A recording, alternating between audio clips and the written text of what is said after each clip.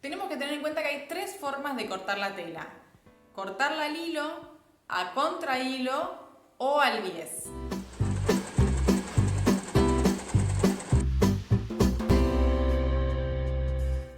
Todos los moldes siempre van a estar especificados cómo se cortan, o sea, cuál es el sentido del hilo del molde. ¿Cómo me doy cuenta cuál es el sentido del hilo en mi tela? Bueno, vamos a hacer así. El cortar al hilo sería de esta manera. Para yo poder cortar al hilo, para poder encontrarle el hilo vertical, la mejor manera sería doblar la tela a la mitad, enfrentando los orillos, que son los bordes que tiene la tela, pudiendo así cortar sobre el largo de la tela. Recuerdan cuando estábamos hablando decíamos que comprábamos el largo de la tela y el ancho era unos 50. Entonces yo voy a doblar la tela a la mitad, juntando los orillos, y los orillos serían el hilo de la tela, o sea que todo lo vertical va a quedar en ese lugar. O sea, todos los moldes, yo tengo que pensar los moldes como van en el cuerpo, que seguramente los moldes ya van a estar anotados. Pero por ejemplo, si una remera, voy a tener el hombro acá y la cintura abajo, o sea que lo tengo que cortar vertical. Así, este cuello se cortaría así, la manga se cortaría así, o sea, no al revés, no horizontal. Tengo que cortar todo vertical. Esto es un poco difícil de explicar, pero una vez que lo vamos haciendo, lo vamos comprendiendo. Entonces, todos los moldes debería cortarlos al hilo de la tela, juntando los orillos. Y, por ejemplo, en una remera, debería el delantero y la espalda hacerlos pegados al doblez de la tela para que luego me salgan espejados. En cambio, la manga no necesito que esté pegado al doblez porque necesito dos separadas. Si yo quisiera cortar una tela a contrahilo, sería exactamente y al revés que esta forma que lo estuve mencionando. En vez de juntar los orillos para que queden de manera vertical, deberíamos juntar los orillos para que quede de manera horizontal. Esto, ¿por qué cortaría una tela a contrahilo? Lo haría en el caso, por ejemplo, de la bengalina, que es una tela plana, pero tiene elasticidad y estira al revés, o sea, no estira a lo ancho, sino que estira a lo largo. Pero yo en una prenda necesito siempre que las telas estiren a lo ancho, entonces por eso solamente en este caso cortaría con la tela al revés.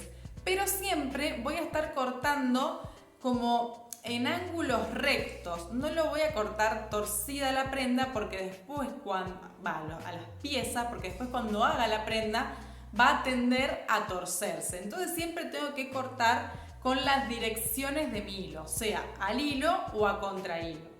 Y por otro lado tengo el corte al bies, que es un corte que me va a permitir una mayor caída en mis prendas. Pero bueno, no es algo que se haga usualmente, por ahí se utiliza más para vestidos de novia, para grandes faldas que necesito así mucha caída.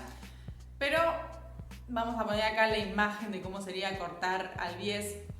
Bueno, y por último, una vez que ya cortamos las piezas, ¿cómo coser las telas? Lo primero que tengo que hacer es analizar mi tela. Puede ser una tela fina, una tela intermedia o una tela gruesa. Dependiendo de qué tipo de tela sea, voy a usar una aguja diferente. Esto me va a ayudar a que la costura me quede mucho mejor. Vamos a utilizar básicamente tres tipos de aguja. Tenemos la número 14 o 90, que es la aguja universal, y esta sirve para telas intermedias.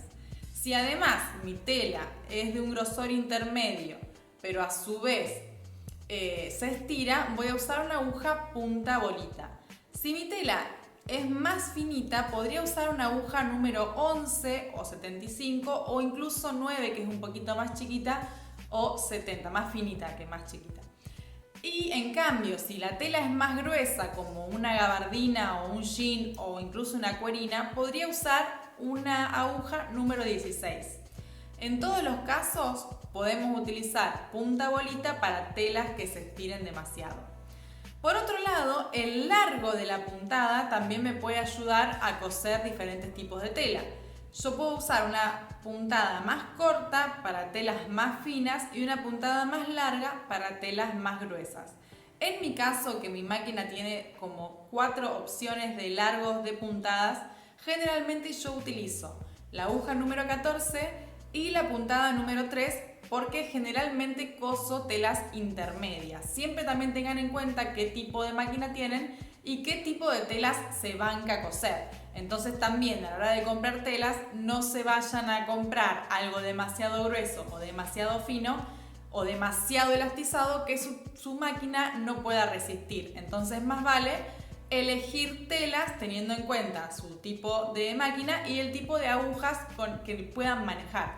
Además vienen un montón de accesorios que podríamos usar según la tela que estemos queriendo coser. Por ejemplo, hay distintos pies, hay pies que sirven para hacer falsos remallados o incluso para que las telas deslicen mejor. Hay trucos también que se pueden utilizar para que las telas funcionen mejor dentro de la máquina, se puedan manipular mucho más fácil. Usar la puntada zigzag en la máquina recta o remalladora si tienen la remalladora para telas planas que se deshilachen mucho. Esto lo que va a hacer es que la tela no se deshilache.